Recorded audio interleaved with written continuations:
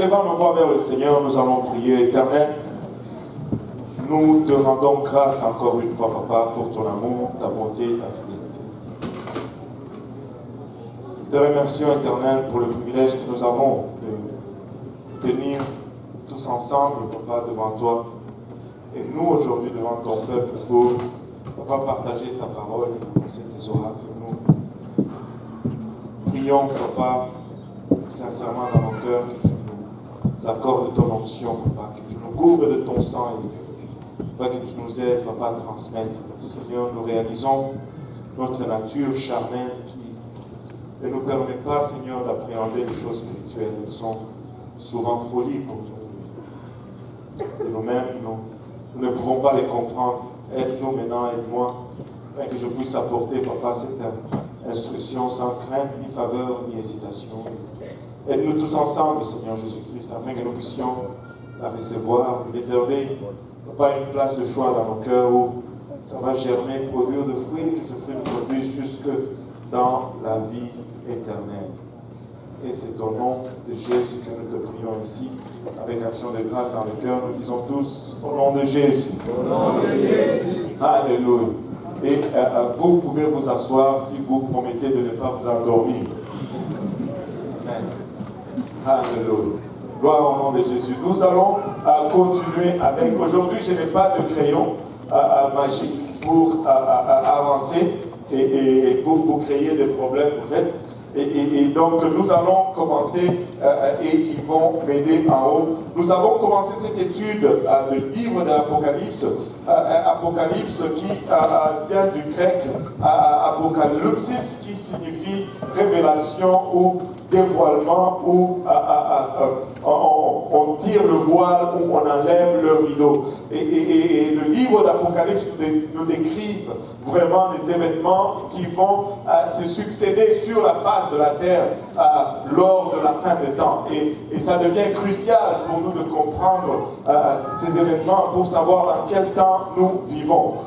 Mais d'ores et déjà, je vais vous donner un avertissement. Et cet avertissement doit être appliqué quand on regarde tout ce qui concerne le prophétique ou la prophétie. Vous savez, le but de la prophétie, ce n'est pas de nous dire qu'est-ce qui va arriver demain. Amen. Là, vous me regardez, vous me dites, mais pasteur, c'est ça la prophétie. Non, le but de la prophétie, ce n'est pas nous dire ce qui va arriver demain. Le but de la prophétie, c'est de nous donner ces événements. Afin que lorsque nous voyons ces événements arriver, nous puissions croire que ce livre est vrai. Et que nous puissions aligner nos vies avec ce livre. Le but de l'Apocalypse, ce n'est pas de nous dire juste qu'est-ce qui va arriver demain, qui tu vas épouser et où tu vas finir ta vie. Non, ça ce n'est pas le but de la prophétie. Le but de la prophétie, c'est de t'amener à croire que la Bible est la parole de Dieu. Et que tu dois vivre ta vie selon les préceptes de ce livre. Et quand tu arrives, tu lis des choses et tu le vois arriver, tu dis que bon, si ce que je lis ici est vrai et arrive, alors le restant aussi est vrai, je dois y obéir. Et il ne faut pas perdre de vue comment on dit, le vue d'ensemble de la prophétie, alors qu'on est en train de disséquer les détails. C'est bon les détails, mais tu peux manquer le détail sans perdre cette vue d'ensemble. Tu peux passer à côté des détails, mais tu ne dois pas oublier cette vue d'ensemble. Nous pouvons passer à côté des détails, mais pourvu que nous gardons cette vue d'ensemble qui est vraiment de certifier de la parole de Dieu.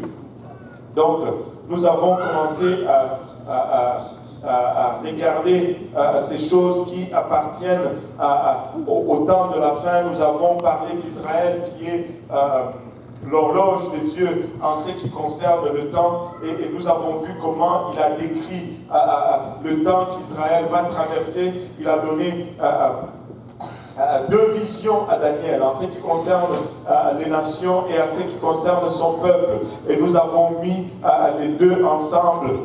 On va vraiment sauter, on va aller, je pense, le 4e slide, le temps des nations, domination sur Israël. Si tu peux avancer encore un peu. Non, c'est juste avant.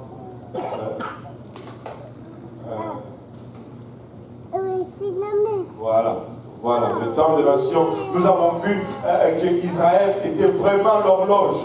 Dieu a donné 70 semaines en ce qui concerne son peuple. Dans Daniel 9, 24 à 26, 70 semaines ont été fixées sur ton peuple et sur ta ville sainte pour faire cesser les transgressions et mettre fin au péché. Et nous avons vu comment une semaine était au fait une période de 7 ans. Et nous avons vu comment dès l'annonciation, dès l'annonce de la prophétie, jusqu'à la reconstruction de Jérusalem, il y avait 49 semaines, et après 62 semaines, conduisait jusqu'à la mort du Messie. Et là, il y avait une période d'intervalle.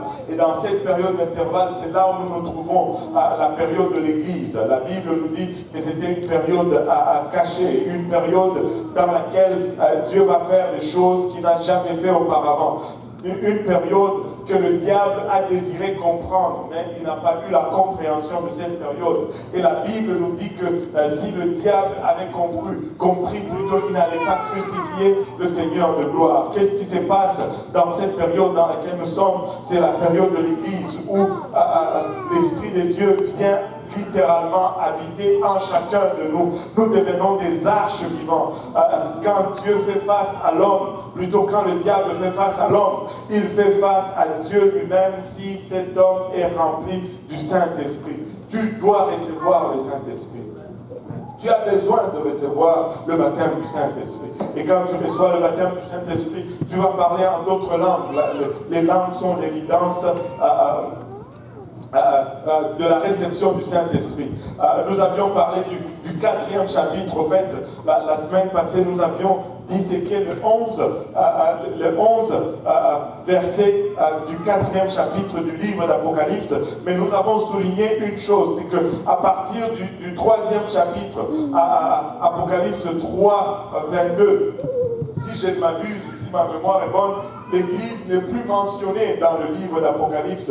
Il faut arriver jusqu'au chapitre 19, si ma mémoire est bonne, avant que tu voies encore, qu'on mentionne encore l'Église. Pourquoi l'Église n'est pas mentionnée? C'est tout simplement parce que l'Église n'est plus là, elle est déjà partie. Pourquoi l'Église ne reçoit pas d'instruction?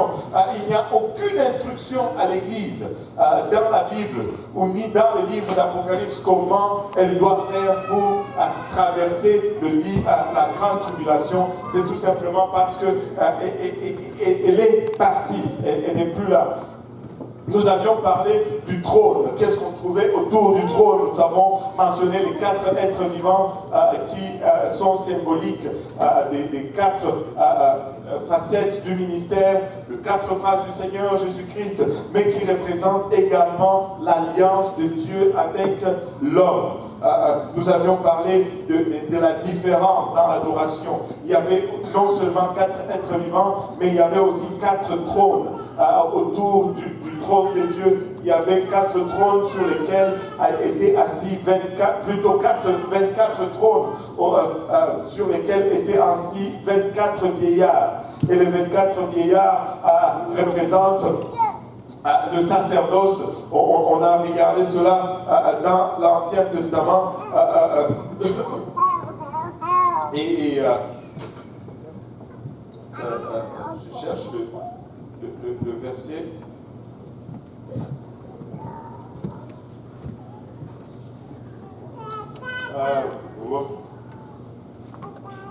Voilà, c'est 1 Chronique 24, à partir du verset 4 jusqu'au verset 18, on nous parle de 24 familles qui sont mises à part pour le sacerdoce, Mais si nous regardons aussi l'ancienne alliance avec 12 familles qui constituaient Israël, nouvelle alliance avec 12 apôtres ou 12, les 12 que Jésus a choisis, quand tu mets les deux alliances, ça te donne encore 24. Le 24 trône représente encore une fois le 24, les deux alliances ou la plénitude de l'alliance de l'ancienne et de la nouvelle alliance avec le Seigneur, de l'homme avec du Seigneur plutôt avec l'humanité. Nous avons fait une distinction de l'adoration. Bien sûr, les anges adoraient, mais les vieillards aussi adoraient. Mais il y avait une différence dans les deux adorations. Les vieillards adoraient d'une façon particulière. Les anges adoraient, mais il n'y a pas mention de prosternation dans l'adoration des anges. Mais quand on regarde les vieillards se prosternent devant Dieu. Les vieillards se couchent littéralement devant Dieu.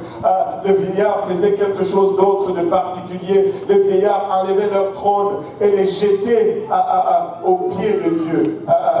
Leur adoration était intense, leur adoration était particulière, leur adoration était mise à part. Et même, nous avons regardé aussi les types de couronnes. Il y a plusieurs types de couronnes que nous pouvons gagner alors que nous sommes ici sur terre. Et nous devons gagner différentes couronnes. Et nous avons regardé tous ces types de couronnes. Nous avons regardé Jacques 1, 12, 2 Timothée 4, 8, 1 Pierre 5, 4, 1 Thessaloniciens 2, 19 et Apocalypse 2, 10. Et nous avons regardé tous ces types de couronnes. Et c'est là où nous nous étions arrêtés le dimanche passé. Maintenant, nous allons aller un peu plus loin aujourd'hui. Amen. Nous allons aller un peu plus loin. Nous allons regarder 7 raisons pour lesquelles un enlèvement avant la grande tribulation est biblique. 7 raisons pour lesquelles un enlèvement avant la grande tribulation est biblique. Vous savez, je ne sais pas pour vous, moi je planifie de quitter cette terre avant la tribulation. Vous savez, avant la grande tribulation. C'est sûr, la Bible nous dit ceci, que dans ce monde, nous allons connaître la tribulation. Mais il y a une différence entre la tribulation et la grande tribulation dans la Bible. La tribulation vient du diable. Le diable va tout faire pour que nous ne vivions pas selon la parole de Dieu. Il va nous opposer. Des fois, la tribulation, et les tribulations, c'est de l'harcèlement de la part de la famille, de l'harcèlement de la part des amis à l'école. Des fois, c'est des choses qu'on nous prive. On nous prive accès à un emploi à cause de notre foi ou de notre croyance. Mais cela n'a rien de comparable à la grande tribulation. Parce que dans la grande tribulation, il n'y aura pas seulement les attaques du diable, mais il y aura aussi la colère de Dieu. Et tu ne veux pas faire face à la colère de Dieu.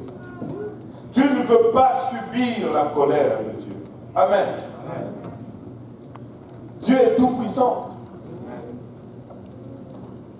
Vous savez, si quelqu'un n'est pas fort, quelqu'un qui n'est pas fort du tout, qui n'est pas fort? Quelqu'un qui n'est pas fort. C'est ça.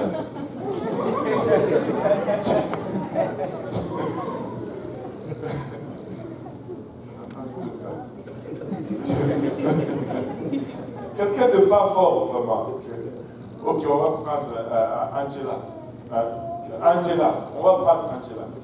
Bon, si Angela se fâche, tu te dis, ok, bon, Angela est fâchée. Mais si le pasteur Serge se fâche, tu regardes, en fait, tu mesures ce que les muscles d'Angela peuvent produire comme douleur, et tu mesures ce que les muscles de pasteur Serge peuvent produire comme douleur. Tu te dis, mais qu'est-ce que tu dis? Je suis en train de dire, Dieu est tout puissant. S'il est en colère, je ne veux pas faire face à cette colère. Amen. Alléluia. Regardez, première raison que nous allons regarder. Un enlèvement avant la grande tribulation, c'est le seul point de vue qui explique de façon claire. Et tout le monde dit clair et logique les détails qui sont concentrés dans la seconde venue du Christ, en prenant autant le plus possible des Écritures. Et le défi avec la Bible, c'est vraiment ceci. C'est que tu ne peux pas prendre juste un verset. Tu dois prendre le plus de versets possible. Et je vais vous dire, je vais vous le montrer. Mettons que le contour de la plateforme ici est un chemin. Si tu dis que, si tu te tiens ici et tu considères seulement cette portion, tu vas dire que l'autre extrémité de la plateforme pointe dans cette direction. Et si tu dis cela, tu te trompes. Parce que si tu arrives ici, ça tourne. Tu ne peux pas prendre une portion du chemin et dire que ma destination finale, c'est là. Parce que ça tourne tantôt à gauche, tantôt à droite, tantôt à gauche, tantôt à droite. Et tu dois prendre tout le plus de versets possible pour avoir le sens de la direction. Et un enlèvement avant la tribulation, la grande tribulation, c'est le seul point de vue qui explique le plus grand nombre de versets en ce qui concerne le second retour du Seigneur. Amen. Le Seigneur revient en 2 temps. Amen. Et deuxièmement, c'est le seul point de vue qui nous permet de faire la distinction entre Israël et l'Église. Il y a une différence entre Israël et l'Église. Nous ne sommes pas Israël. Nous sommes mieux que Israël. Nous sommes l'épouse. Israël n'est pas l'épouse. Ce matin, le pasteur Abou prêchait à l'Est, il a fait une comparaison avec Jean-Baptiste. La Bible nous dit que Jean-Baptiste est le plus grand des prophètes. Mais la Bible nous dit également que le plus petit dans le royaume des cieux est plus grand que Jean-Baptiste. Au fait, on compare l'Église au royaume des cieux. Jésus est en train de nous dire le plus petit dans l'Église est plus grand que Jean-Baptiste. Vous savez, mais pourquoi et qu'est-ce qui expliquerait cela? La différence est tout simplement que Jean-Baptiste est né avant la naissance, est mort avant la naissance de l'Église. Jean-Baptiste ne fait pas partir de l'Église. Jean-Baptiste n'est pas l'épouse de l'Église. Écoutez, dans la maison, à part le Père, c'est lui qui a le plus d'autorité. C'est lui qui est le plus proche du Père, c'est l'épouse. Et l'Église, c'est l'épouse de Christ. L'Église, c'est la deuxième puissance dans l'univers. L'Église est la deuxième puissance dans l'univers. Le diable n'est pas la seconde puissance. C'est l'Église qui est la seconde puissance.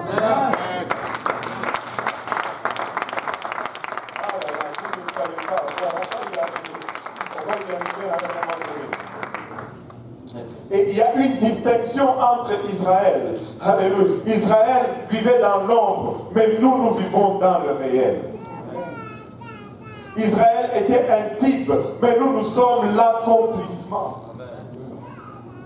Israël regardait de loin, mais nous l'avons reçu, nous l'avons embrassé, et il vient, il vit en dedans de nous. Israël pouvait juste sentir la présence de Dieu, mais nous, la présence de Dieu habite en chacun de nous. Si vous êtes remplis du Saint-Esprit, nous ne sommes pas Israël, nous sommes l'Église. Nous sommes l'Église. Nous sommes la meilleure chose que Dieu n'ait jamais faite. Nous sommes la meilleure que Dieu n'ait jamais créée. Et confondre l'Église et Israël entraîne une erreur de l'interprétation biblique. Tu ne peux pas confondre les deux. Nous n'avons même pas la même destination. Anyway, regardez.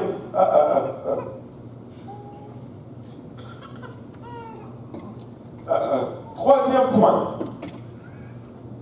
C'est le seul point qui donne véritablement à l'Église la bienheureuse espérance en prenant vraiment Dieu à sa parole. Quand Dieu dit qu'il va nous épargner les troubles, c'est la seule option qu'il y a. Il promet de sauver l'Église de la colère à venir. Si tu es dans l'Église, tu as obéi à la volonté de Dieu. Amen. Amen. Pour entrer dans l'Église, il faut obéir. C'est pourquoi les rebelles n'ont pas leur place. Amen. Pourquoi Dieu déverserait-il sa colère sur toi si tu as été obéissant? Amen. Amen. Alléluia. C'est le seul point de vue qui donne véritablement à l'Église la bienheureuse espérance. En prenant Dieu au mot quand il promet de sauver son Église de la colère à venir. Quatrième point, c'est le seul point de vue, alléluia, qui préserve le pouvoir de motivation de l'enseignement de l'imminence qui fut un défi pour l'Église. Écoutez, je ne sais pas pour vous, mais quand nous prêchons, nous disons que c'est ça la voie pour éviter le trouble à venir. Mais si cette voie ne nous évite plus le trouble à venir, à quoi nous sert-elle? L'Église, c'est la seule voie à échapper à la catastrophe à venir. L'Église, c'est notre seul moyen. Écoutez, vous pouvez ne plus acheter le plastique. Ce n'est pas ce qui va empêcher la catastrophe à venir. Vous pouvez ne plus conduire de voiture. Ce n'est pas ce qui va arrêter le changement climatique. La seule voie de sortie, c'est l'Église. Parce que c'est l'Église. L'Église, c'est la seule chose qui va échapper à la destruction à venir. Écoutez, les anciens, quand ils prêchaient ce message, ils croyaient que Jésus allait revenir à leur temps. C'est pourquoi Paul, quand il répond aux questions concernant la fin des temps, il dit, ne soyez pas inquiets, nous n'allons pas les dévancer. Nous, les vivants qui serons là à son retour, nous allons être transformés. Et les morts qui sont morts en lui vont ressusciter. Et nous allons tous monter ensemble à sa rencontre. Il vivait toujours dans l'imminence. Il vivait avec l'idée que Jésus allait revenir à n'importe quel moment. Et cela les a préservés. Si tu ne crois pas que Jésus peut revenir avant la fin de ses services, laisse-moi te dire que tu ne peux pas vivre pleinement comme un vrai chrétien. Si tu ne crois pas que Jésus peut revenir aujourd'hui, tu vas être loose, je manque de mots, slack, tu vas être slack dans ta marche avec Dieu. Ce qui a pu permettre à ses apôtres de faire face aux crocs des lions et aux griffes des léopards et des tigres dans les arènes. C'est parce qu'ils croyaient que peut-être même avant que ces lions n'arrivent à les dévorer, la trompette peut sonner et il peut disparaître dans un instant. L'imminence du retour du Seigneur, c'est ce qui nous garde, c'est ce qui nous fait marcher dans la droiture. Et quand l'Église a perdu l'enseignement de l'imminence, l'Église a commencé à être mondaine. L'Église a commencé à être mondaine. Tu n'as pas le temps pour changer. Change maintenant. Amen. Tu n'as pas le temps pour expérimenter. Applique maintenant. Amen. Applique maintenant. Le Seigneur peut retourner à n'importe quel moment. Il peut retourner avant la fin de ses services. Et nous ne pouvons pas nous permettre de perdre l'enseignement sur l'imminence. Vous savez, je ne sais pas pour vous, mais de temps en temps, quand je conduis et je vais voir une formation de nuages qui va être de sorte que la lumière va... J'ai même des photos dans mon appareil, je n'ai pas mis ça dans le slide, mais peut-être prochainement, où tu vois, il y a vraiment des faisceaux de lumière qui descendent là des nuages. Et ça te donne vraiment cette impression que tu risques de voir un pied traverser ce nuage et voir le Seigneur retourner. Et là, tu conduis, tu regardes cela, tu dis, des fois, quand tu viens d'être frappé par une facture d'électricité de $1000, et tu regardes ce faisceau de lumière, tu dis, même maintenant, Seigneur, reviens. Même maintenant, reviens. Il y a de ces moments, on n'a pas envie de continuer, on n'a pas envie de persévérer, on est fatigué, on est épuisé. Seigneur, viens nous délivrer de cela. Et c'est ça l'espérance de l'Église. Nous vivons avec cette idée de l'imminence du retour du Seigneur. Alléluia. Ça nous console des fois de nos échecs, ça nous console de nos manquements, mais au-delà de cela, ça nous donne toujours cette espérance, ça nous donne toujours cette motivation. Ça nous évite de nous retrouver dans des endroits où on n'est pas supposé se retrouver. Et si le Seigneur revenait, je suis en train de faire ceci. Non, non, je ne veux pas le faire. Et l'imminence du retour du Seigneur.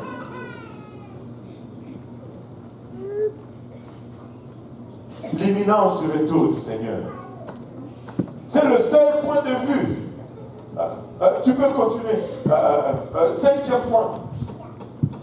C'est le seul point de vue qui correspond clairement et littéralement au développement des événements du livre d'Apocalypse et qui explique pourquoi l'Église n'est pas mentionnée comme étant sur la terre pendant la période de tribulation. Je devais écrire période de la grande tribulation. C'est à ne pas confondre la tribulation et la grande tribulation. Il y a des tribulations, oui, tous les jours, mais il y a ce que la Bible appelle la grande tribulation. C'est le seul point qui correspond clairement et littéralement à comment les événements se développent. Mais très souvent, quand nous confondons Israël avec l'Église, nous avons une fausse lecture de ces événements. Regardons le sixième point. Le sixième point nous dit, c'est le seul point de vue qui explique les questions troublantes des jeunes chrétiens de Thessalonique. Et maintenant, et maintient que 1 Thessaloniciens 4, 13 et 18 comme un passage de réconfort. Paul, après leur avoir dit que ne vous inquiétez pas, plutôt après leur avoir donné le timing du départ de l'Église, ils finissent en disant ceci: réconfortez-vous les uns les autres, ou consolez-vous les uns les autres par ces paroles. Regardez, si l'Église doit traverser la grande tribulation, ces paroles ne sont pas une consolation. Si je dois subir la colère de Dieu, ce n'est pas une consolation de savoir que je vais être enlevé. Je suis enlevé à la fin et après, qu'est-ce qui se passe? Pourquoi même je suis enlevé? Ça, c'est un peu les consolations que nous avons souvent de nos parents charnels. Quand tu as mal fait, il te prend, il te donne d'abord, confesser, et puis après il te dit, allez, va et fais bien. Travaille fort. Alléluia. Ce n'est pas une consolation si nous devons subir toute la grande tribulation. Et le septième point, c'est le seul point de vue qui explique pourquoi il n'y a aucune instruction biblique sur la façon dont l'Église devrait se préparer pour la grande tribulation. Regardons quelques versets ici. On va considérer quelques versets. Amen. Considérons quelques versets. 1 Thessaloniciens 4, 13 à 18. Paul est en train d'écrire aux Thessaloniques ici. le livre, les épîtres sont des instructions écrites à l'Église. Amen. C'est pourquoi il ne faut pas chercher le plan du salut dans les épîtres, parce que ce sont des livres qui sont écrits aux gens qui sont déjà dans l'Église. Amen. Si tu veux développer la compréhension du salut, étudie le livre des Actes. C'est là où les gens se convertissent. Mais dans les épîtres, on dit aux gens comment rester convertis. Amen. Alléluia. 1 Thessaloniciens 4, 13 à 18 nous dit ceci.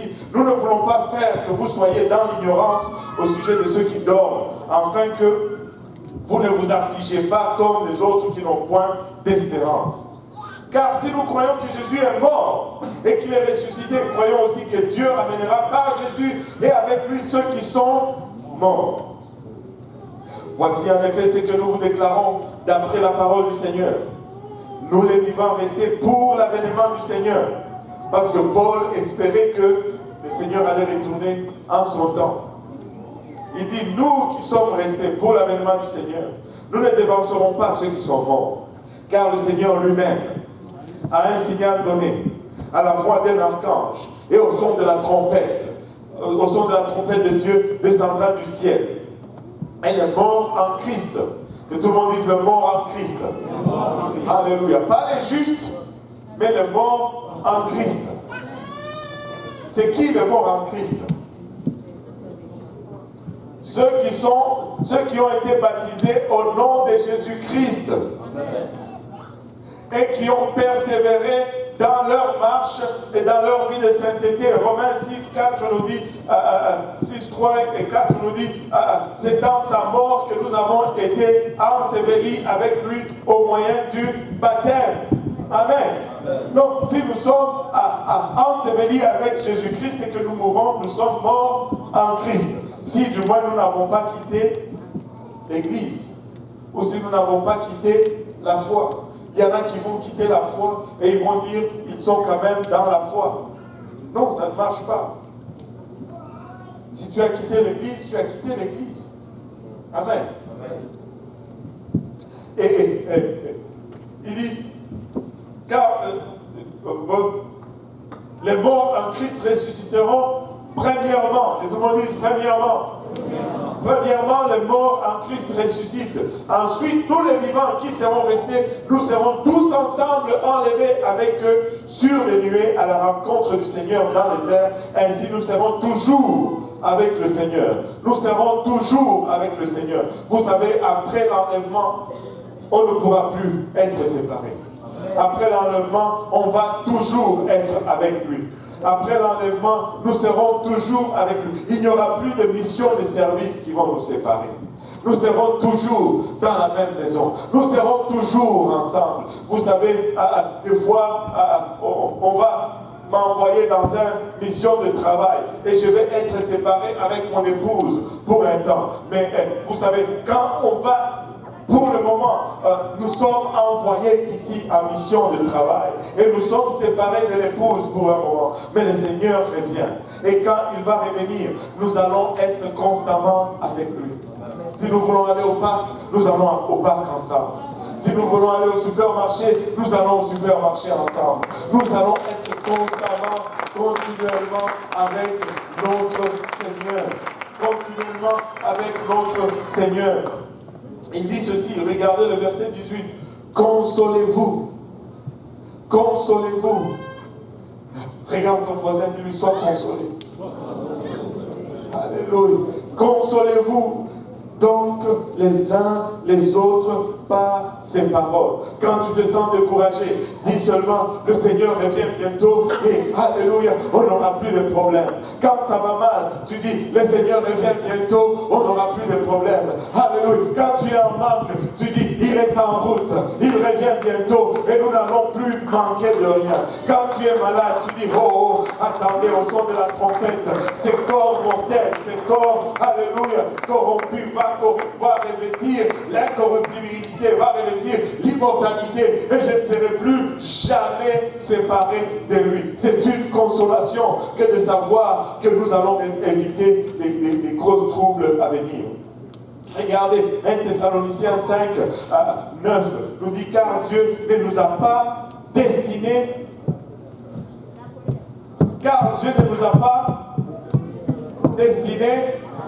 à la colère. Il ne nous a pas destinés à la colère, mais à l'acquisition du salut par notre Seigneur Jésus-Christ. L'Église n'est pas réservée pour la colère de Dieu. Ce monde est réservé pour la colère de Dieu. Et non l'Église. 1 Corinthiens 15, 51, 52 nous dit, voici je vous dis un mystère, nous ne mourrons pas tous. Oh, alléluia. Je ne sais pas pour vous, mais moi je n'aime pas mourir.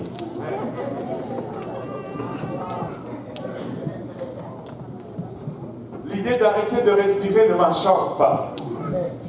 D'être mis dans une boîte, et là, on te met en dessous de la terre, on met la terre sur toi, et puis on tasse. C'est étouffant.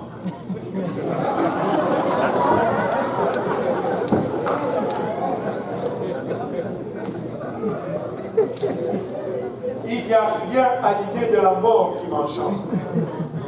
J'aimerais tellement que le Seigneur revienne de mon vivant. J'aimerais tellement qu'il revienne alors que nous sommes encore là, Pasteur Serge. Mais écoute, on sauve l'argent pour les funérailles, on sauve toutes ces...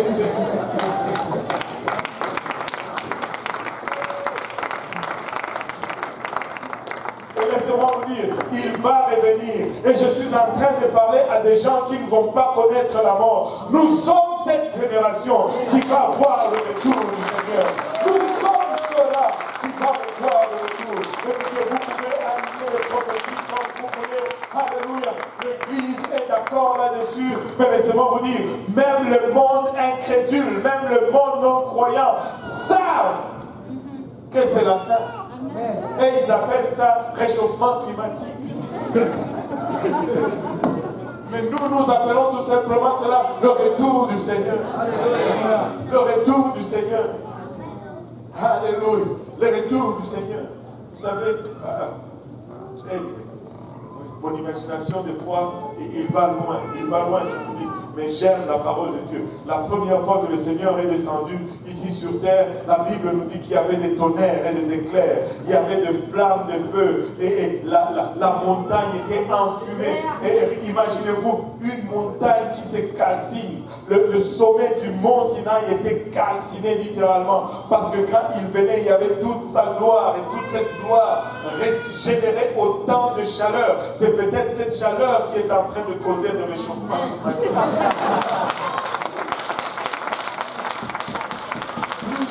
Plus je vois le climat s'est réchauffé, plus je me dis le Seigneur approche. N'en faites pas une théologie. N'en faites pas une théologie. Ça, c'est le pasteur qui se laisse emporter par la parole. Écoutez. Voici, je vous dis un mystère. Nous ne mourrons pas tous, mais tous, nous serons changés. Tous, nous allons être transformés. En un instant, en un clin d'œil, à la dernière trompette, la trompette sonnera et les morts ressusciteront incorruptibles. Et nous serons changés. Ils vont ressusciter incorruptibles. En ce jour-là, je planifie de voir ma mère. En ce jour-là, je planifie de voir mon père. En ce jour-là, je fais de tout mon possible pour que je sois du même côté avec eux et qu'on monte ensemble. Et c'est ça l'espérance qui nous garde. Nous pouvons faire face à ce monde et dire que nous allons partir. Nous pouvons regarder ce monde et dire que nous allons être réunis avec nos bien-aimés qui nous ont précédés. Mais laissez-moi vous dire, nous avons l'espérance dans cette parole. Apocalypse 3, 10 nous dit, parce que tu as gardé la parole de la persévérance. Alléluia. C'est à la fin, là. Il est en train de dire, juste avant d'arrêter de mentionner l'Église, les dernières choses qu'il dit à l'Église dans le livre d'Apocalypse. Il dit, parce que tu as gardé la parole de la persévérance en moi. Oh, je te garderai aussi à l'heure de la tentation qui va venir sur le monde entier, qui éprouvera les habitants de la terre. Tu vas être gardé. En d'autres termes, tu vas être épargné de cela. Dieu dit, je vais te mettre à part. Ils vont passer à travers cette épreuve. Mais je vais te mettre toi à part. Parce que tu as cru. Parce que tu as cru dans cette parole. Je vais te mettre à part. Vous savez, quand cette tribulation va venir, il y aura beaucoup qui vont commencer à croire. Mais malgré leur croyance, ils devront traverser l'épreuve. Mais parce que tu as cru avant, Dieu va te mettre à part. Oh! Alléluia. Regardez Apocalypse 6, 16. Et ça, c'est Apocalypse 6. Nous sommes encore au début, que tout le monde dise au début. Et lisez ce qui suit avec moi ici. Et il disait aux montagnes, c'est-à-dire les gens disaient aux montagnes et aux rochers, tombez sur nous et cachez-nous devant la face de celui qui est assis sur le trône et devant la colère de l'agneau, car le grand jour de sa colère est venu. Qui peut subsister? Écoutez, pour longtemps, j'étais aussi sous cette impression que la première phase de la tribulation, ça va être d'abord le déchaînement du diable ou la colère du diable. Parce qu'il va savoir qu'il ne lui reste que très peu de temps. Et il va venir enrager et il va vraiment faire des ravages. Mais regardez, depuis le chapitre 6, la Bible nous dit que la colère de Dieu est déjà déchaînée. Depuis le début, chapitre 6. Chapitre 6. Ce n'est pas le diable fait ses dégâts avant et puis Dieu vient faire le reste. Non, ça sera une combinaison des deux. Et c'est pourquoi tu ne peux pas être sur terre. Les choses qui vont arriver sur cette terre vont être tellement horribles, tellement indescriptibles. Tu ne veux pas être là. Tu ne veux pas être là, tu veux être parti. Regardez maintenant la cerise sur le cendré, ou je ne sais pas comment on dit, la crème sur les gâteaux, ou peu importe. Dites de la cerise sur les gâteaux, des crèmes qui descendaient. Alléluia. La cerise sur le gâteau. Bon, voilà. La cerise sur les gâteaux. Dites 2:13. Vous savez, j'aime Dites. En attendant la bienheureuse espérance. En attendant la bienheureuse... Écoutez, est-ce que tu peux me switcher un peu dans ta Bible? Amène-moi dans Tite. Amène-moi dans Tite, chapitre 2. On va se perdre un peu.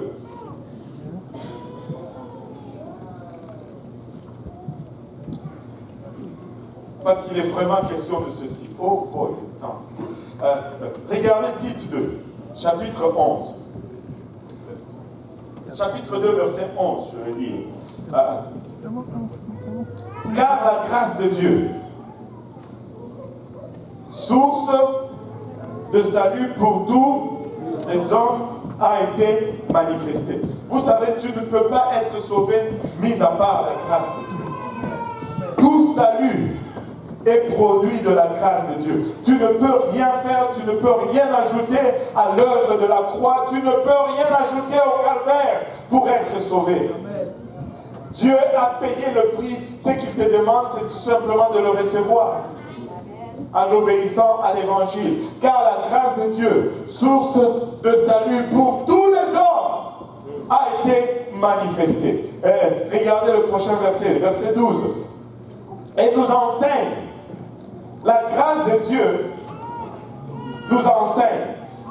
Qu'est-ce que la grâce de Dieu nous enseigne? Certains vont te dire que la grâce de Dieu nous enseigne que nous n'avons besoin de rien faire pour être sauvés.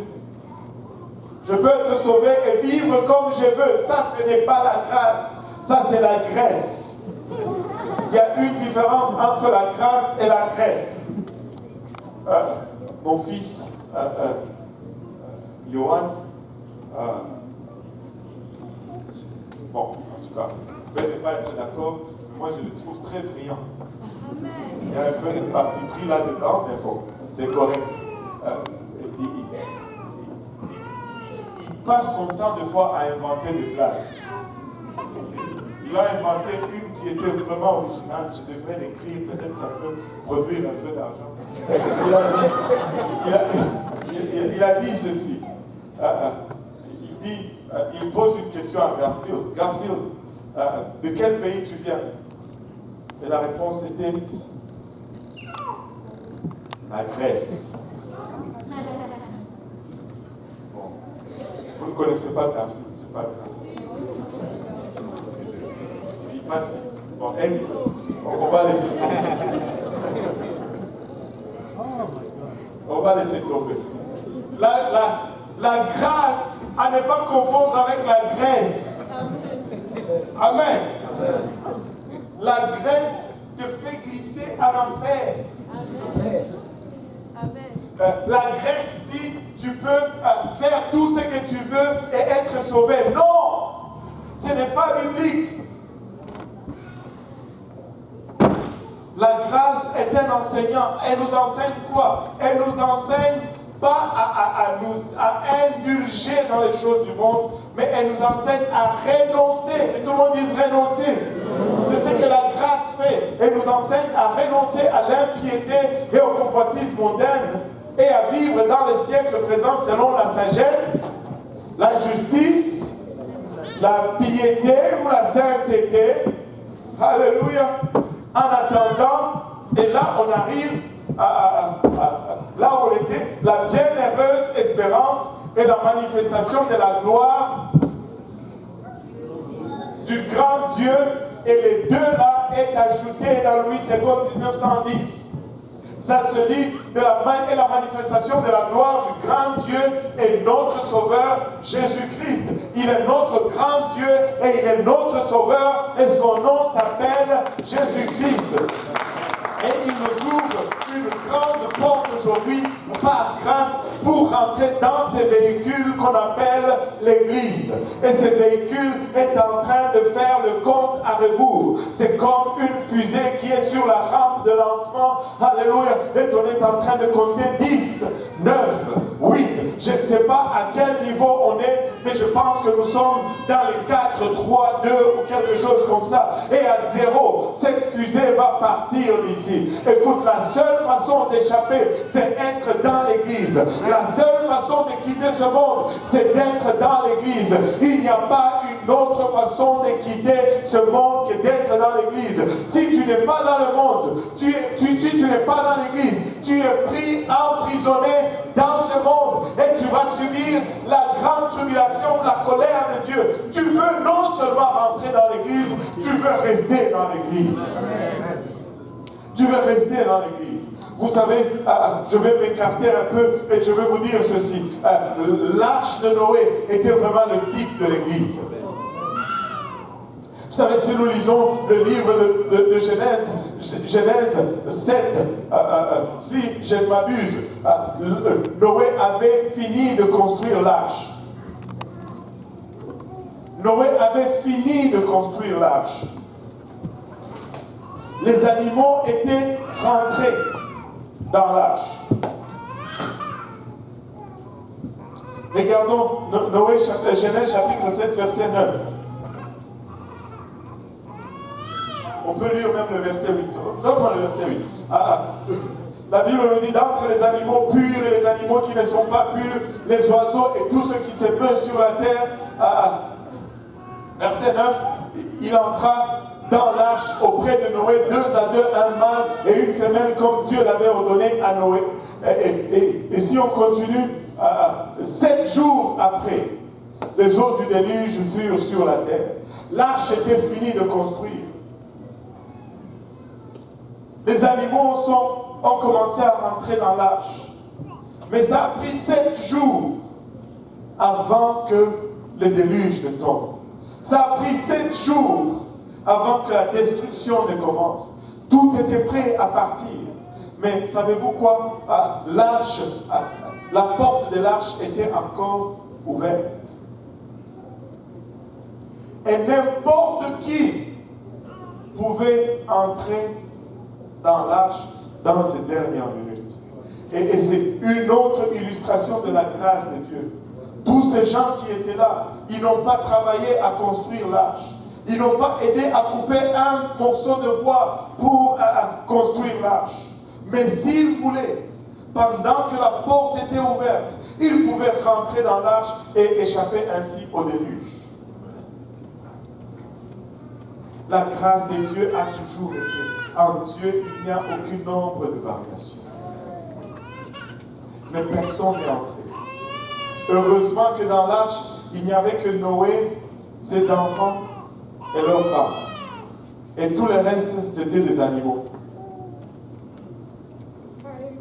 Écoute, même malgré l'imminence, l'homme n'a pas compris, mais les animaux ont compris.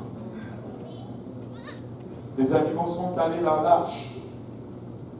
Ils ont obéi à la voix de Dieu. Ils sont entrés dans l'arche. Mais l'homme n'a pas obéi à la voix de Dieu. Et aujourd'hui, nous sommes en train de vivre encore la même chose. Mais nous pouvons dire que nous sommes un peu évolués. Nous avons augmenté un peu dans notre connaissance. L'arche qui est l'Église aujourd'hui est encore là. Elle est finie de construire. Écoute, l'Église est déjà sortie de l'âge noir. L'Église est restaurée. Tout ce qui était entré dans l'Église comme fausse doctrine a été mis dehors. Les indulgences, la Trinité, le purgatoire, la mondanité, toutes ces choses ont été purgées de l'Église. Mais l'Église a encore ses portes ouvertes. Comme il n'y avait qu'une seule porte à l'arche, il y a encore aujourd'hui une seule porte à l'Église. Il n'y en a pas trois. Il y en a une seule porte. Et cette porte, c'est Jésus-Christ. Il dit, je suis la porte. Maintenant, cette porte est ouverte. N'importe qui du dehors peut entrer aujourd'hui dans l'arche. Tu sais, tu peux, aujourd'hui, là où tu es, tu dis, je suis fatigué de cette vie. Je veux me donner au Seigneur. Je prends la décision de marcher dans ses voies. Tu vas venir ici, on va prier avec toi et on va te baptiser au nom de Jésus-Christ. Et si on continue de prier, Dieu va te remplir de son esprit comme c'est écrit dans la Bible. Et tu vas commencer une vie nouvelle. Tu rentres dans l'arche. Tu sais, je me suis toujours demandé, mais pourquoi est-ce qu'il y a des gens qui quittent l'Église? Et hier, peut-être vers 2h du matin, le Seigneur m'a donné la réponse. Parce que la porte est encore ouverte. Parce que la porte est encore ouverte. Nous pouvons regarder cette porte ouverte et dire, non, il y a des gens qui quittent, fermons-la. Mais si nous la fermons, ceux du dehors ne peuvent plus entrer.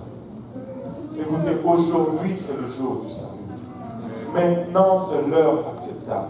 Si tu entends sa voix, n'endurcis pas ton cœur. Le Seigneur est à la porte et il revient très, très, très bientôt. On peut littéralement ressentir, c'est pas raisonner au loin. On peut littéralement voir la nature souffrir les douleurs de l'enfantement. Le Seigneur, dans le livre de Matthieu, égale la fin de temps aux douleurs de l'enfantement. Et ce que nous pouvons tirer comme enseignement là-dedans, c'est que plus l'intensité augmente, plus la fréquence augmente, plus proche des bébés et de sortir. Et nous pouvons observer notre monde aujourd'hui. C'est intense, c'est fréquent. On dirait on va d'une catastrophe à une autre, d'un problème à un autre, d'une guerre à une autre, d'une situation. Il y en a tellement de guerres qu'on commence même à parler de guerres oubliées. Des guerres oubliées.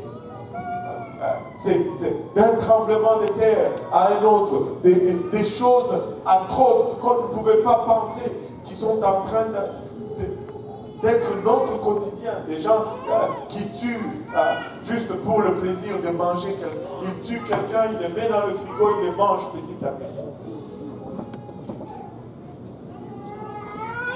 Nous sommes à la fin.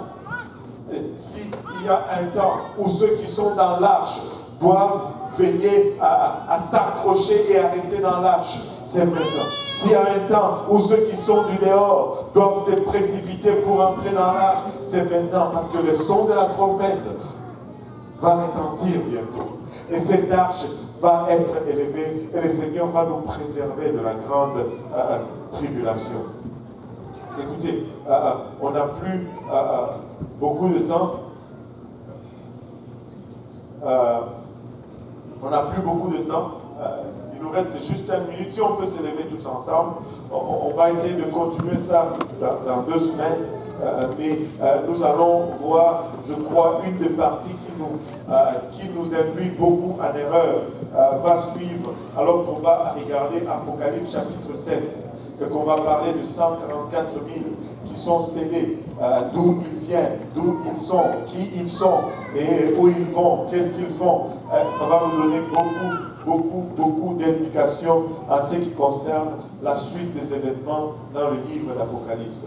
Mais pour le moment, nous n'avons pas beaucoup de temps. Laissez-moi vous dire qu'il n'y a qu'une seule porte pour entrer dans l'église. Et l'église est un véhicule et le monde est aussi un véhicule. Mais ces 2 véhicules ont 2 destinations différentes. Vous savez, l'homme n'est pas prédestiné. Peu importe ce que les gens disent, l'homme n'est pas prédestiné. Si tu étais destiné à quelque chose, prédestiné à quelque chose, on ne te blâmerait pas pour ce que tu vas faire. Amen. La prédestination enlève le blâme ou la condamnation. Si nous sommes prédestinés à une chose, c'est que nous sommes prédestinés à devenir conformes à son image. C'est la seule prédestination biblique. Et il y a une différence entre la prédestination et la connaissance. Amen. Et je peux vous la donner très rapidement. Je vais vous donner un exemple de la prédestination. Un enfant qui joue avec 2 camions, 2 petits véhicules. Il dit ça, c'est le véhicule qui vient de, je ne sais pas, de Bandundu, ça, c'est le véhicule qui vient de Kinshasa. Et puis, il joue. Et puis là, le chauffeur de Kinshasa, il fait le malin. Et puis là, il se cogne. Et la voiture tombe. Vous voyez comment les enfants jouent. Ça, c'est la prédestination. Il a les mains sur la voiture. Et il contrôle le sort de la voiture. Ça, c'est la prédestination. Et Dieu ne t'a pas prédestiné à rien. Et l'autre chose, c'est la connaissance. Mettons que je suis sur le Mont Royal, je vois sur le chemin qui sillonne la montagne un gros camion qui vient d'un côté à une vitesse vertigineuse. Et ce camion est dans la courbe, dans la montagne. Moi, je suis en haut, je vois. Et je vois une autre voiture qui vient à une autre grande vitesse. Mais le chemin est trop étroit. Et je dis, wow! Il y a un accident qui va arriver. Ces 2 voitures vont se cogner. Ça, c'est la connaissance. Je n'ai aucun contrôle sur les voitures. Et ce n'est pas parce que j'anticipe cet accident que je prédestine ces voitures à un accident. Dieu a une connaissance parfaite, mais il te prédestine à rien. Tu as le choix dans quel véhicule tu as. Il met 2 autobus devant toi. Il y a un autobus qui est écrit Église. Cet autobus est prédestiné. Comme si tu montes dans la 170, tu sais exactement où est le terminus. Et si tu choisis de monter dans la 170, tu vas finir au métro Haute-Vertu. Amen. Mais non, Dieu ne te force pas. Dieu ne te contrôle pas, mais il met juste 2 autobus. Et les autobus ont leur prédestination. Le monde est prédestiné à la destruction. Et l'Église est prédestinée au salut. Toi, tu as le choix dans quel autobus tu vas monter. Il y a un autobus qui est facile à embarquer. En fait, ils ne demandent même pas un prix à payer. Parce qu'ils prennent tout. C'est l'autobus du monde. Tu embarques, tu n'as rien à faire pour monter, tu montes seulement. Mais la destination, c'est la destruction. Et ils prennent tout. Il y a un autre autobus sur lequel tu dois monter. Aussi également pour monter, il n'y a rien à faire. Tu dois juste obéir à l'évangile. Tu dois te repentir de tes péchés. Tu dois te faire baptiser au nom de Jésus-Christ. Et tu dois recevoir le baptême du Saint-Esprit. Et tu montes. Et des fois, le chemin de cet autobus est un peu mouvementé. Des fois, il y a beaucoup de choses qui veulent faire dérailler cet autobus. Et des fois, si tu n'es pas prudent, tu vas vouloir descendre avant que ça n'arrive au terminus, mais ne descends pas. Reste dans l'autobus jusqu'à ce que l'autobus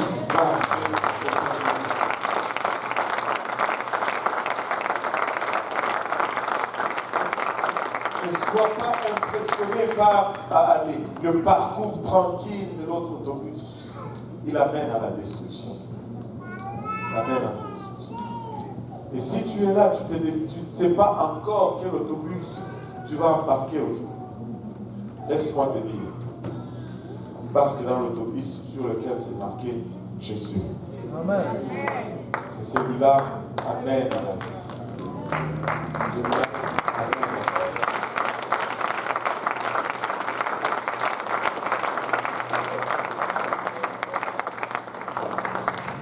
Nous allons venir à l'avant, nous avons quelques minutes. Les hommes à ma gauche, les dames à ma droite. Nous allons prier. Si nous sommes déjà dans l'autobus, nous allons prier, Seigneur. Donne-nous la force de rester dans l'autobus jusqu'au son de la trompette. Et si nous ne sommes pas encore dedans, je vais vous conjurer de prendre votre billet et d'embarquer aujourd'hui. Nous avons l'eau, nous avons des vêtements de rechange, nous avons des prédicateurs. Et ça ne prend que votre obéissance pour embarquer dans ce autobus. Dieu est un gentleman. Il ne va pas s'imposer sur vous. Il va pas vous faire monter de force dans cet autobus. Mais il désire ardemment que vous montez dans l'autobus qui porte son nom. La destination est sécure. La destination est garantie être paisible. Il faut que tu embarques dans cet autobus. Alléluia. Oh là-bas.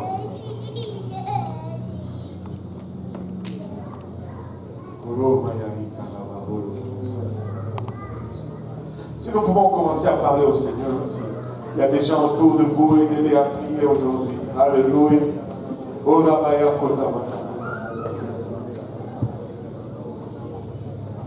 Seigneur, nous te remercions pour cette espérance, Papa, et la Bacha.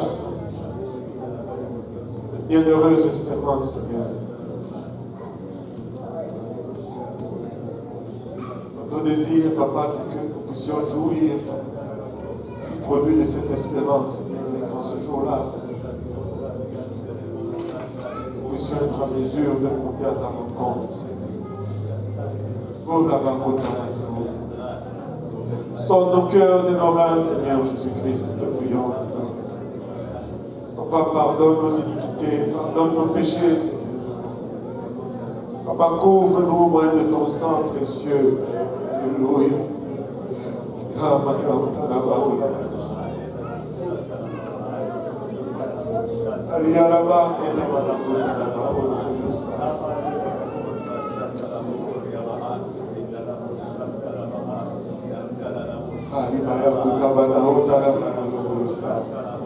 Alléluia.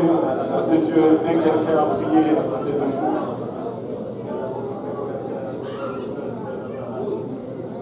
Alléluia, Jésus, alléluia, Seigneur. Robaya Utaraba Uluboyusa.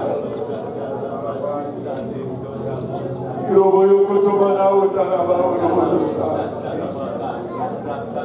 Alléluia Jésus, Alléluia Seigneur. Irabaya Utaraba Uluboyusa, Daraba Uluboyusa. Alléluia Jésus, Alléluia Seigneur.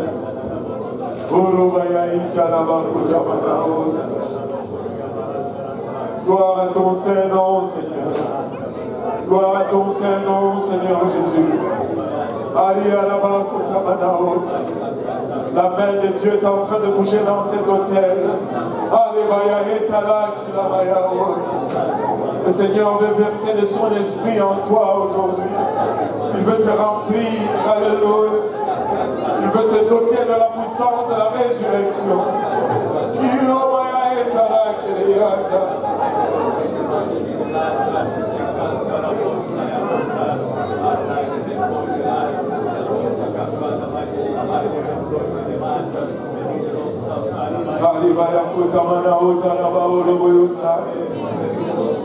Alléluia Seigneur, Alléluia Jésus.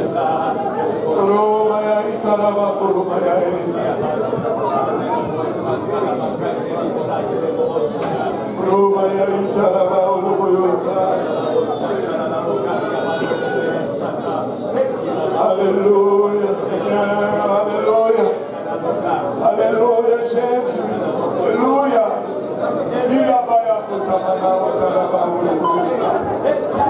Merci Seigneur, merci Seigneur. Alléluia.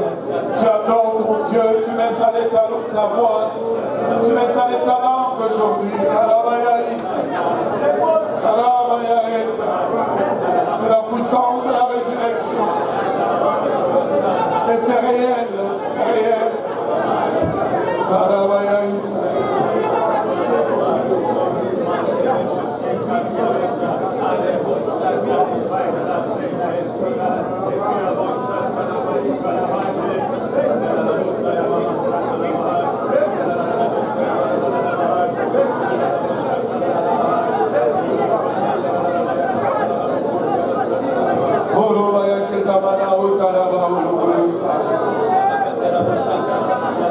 Alléluia, Seigneur.